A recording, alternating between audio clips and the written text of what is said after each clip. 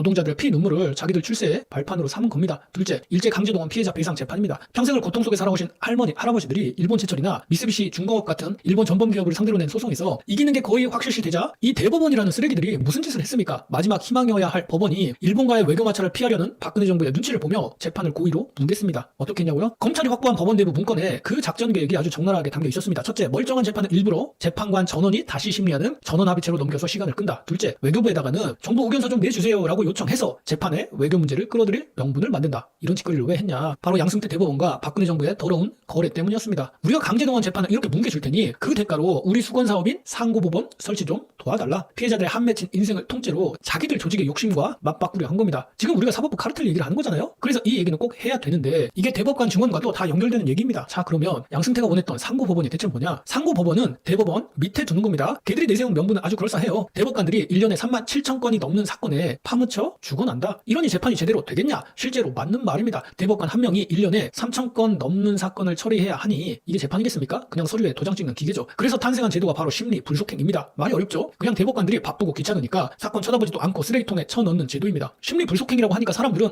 지금 대법원에 일이 많으니까 당장 안 하겠다는 거구나, 언젠가 하겠지, 이게 아니라요. 심리 불속행으로 결정이 나면 그 즉시 2심 판결이 최종적으로 확정됩니다. 작년에 이렇게 이유도 모르고 쫓겨난 사건이 몇 %나 될까요? 무려 72.3%입니다. 여러분이 억울해서 대법원 문을 두드리면 10명 중 7명은 그냥 문정박대 당하는 겁니다. 재판을 대법관이 하는 게 아니라 그 밑에 재판연구관이라는 사람들이 보고서에 심리 불속행이라는 도장 찍으면 그걸로 끝나는 10초 재판이 지금 대한민국의 현실입니다. 자, 문제가 심각하죠? 그럼 해결책은 뭡니까? 상식적으로 대법관 숫자를 늘리면 됩니다. 실제로 독일은 대법관 한 명이 인구 65만 명을 담당하는데 우리는 370만 명을 담당합니다. 의사 한 명이 환자 370만 명을 보는 꼴입니다. 그래서 민주당에서 대법관을 늘리자고 하니 얘네들이 하는 소리가 뭐예요? 이런 개소리가 없어요. 원벤치 룰이라는 건데 그냥 전원 합의체를 있어 보이게 부르는 말입니다. 대법관이 많아지면 전원 합의체에서 의견 통일이 안 된다는 겁니다. 제가 왜 개소리라고 하느냐? 1년에 37,000건 중에 전원 합의체 가는 사건이 몇 건일까요? 한번 맞춰보시죠. 작년에 딱 9건, 0.02%입니다. 1년에 9번 회의하는 게 무서워서 수만 명의 국민을 문전박대 하겠다는 겁니다. 바로 여기서 저들의 진짜 속내가 드러나는 거죠. 양승태가 원했던 건 국민을 위한 재판이 아니었습니다. 대법관 수를 소수로 유지해서 자기들끼리 다 해먹고 그 아래에 상고법원이라는 걸 만들어서 모든 사건에 생사 여탈권을 쥐는 사법 제왕이 되는 게 진짜 목표였습니다. 어떤 사건은 대법원에서 직접 요리해서 정치권에 영향을 미치고 어떤 사건은 상고법원으로 던져버리는 식으로 사법부 전체를 자기 손아귀에 놓고 주무르는 법관들의 왕국을 만들려고 했던 겁니다. 이게 바로 양승태 대법원의 민낯입니다. 아무튼 이렇게 국민들의 삶을 가지고 장사를 하려던 양승태 사법농단에 연루된 판사 14명 어떻게 됐습니까? 전원 무죄. 단 한 놈도 죄값을 치르지 않았습니다. 이게 뭘 의미합니까? 판사 검사 기소율 0.05%라는 저 경이로운 통계가 보여주듯 이 나라 사법부는 그들만의 리그를 구축한 완벽한 법조 카르텔이라는 겁니다. 고양이에게 생선가게를 맡길 수 없듯이 판사한테 동료 판사를 심판하라고 맡기는 것 자체가 코미디입니다.